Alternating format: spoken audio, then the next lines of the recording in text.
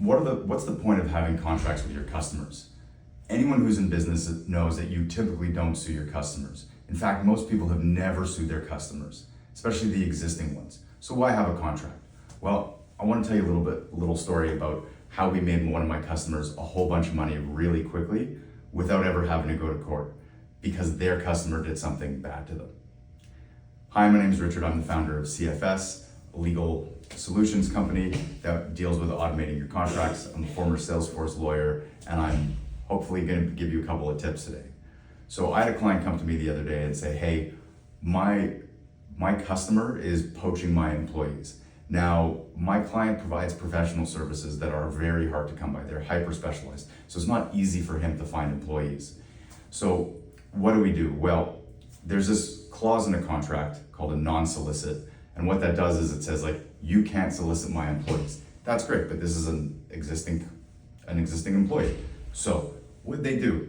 Well, what we did is we actually thought out this situation in advance. And we said, you know what? Instead of going to court and doing all these things where you're going to sue your clients, it's going to take time, and you're going to spend a lot of money on legal, what's actually going to happen if one of your customers does hire your employee kind of out from under the rug from you? Well, how else do you come across employees?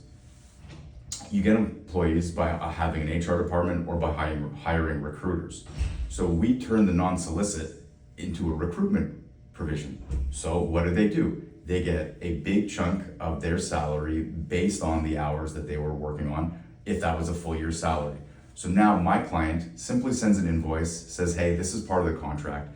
They get paid a whack load of money that they can now use to go out and hire an HR consultant, a recruiter, to find someone else to replace them, and they'll probably make a little bit of money on the side too. So all of this stuff is to say, you know what, things are gonna happen, what is likely to happen, how much is it gonna hurt you, and what do you need so that that pain goes away quickly and you can move on with your life.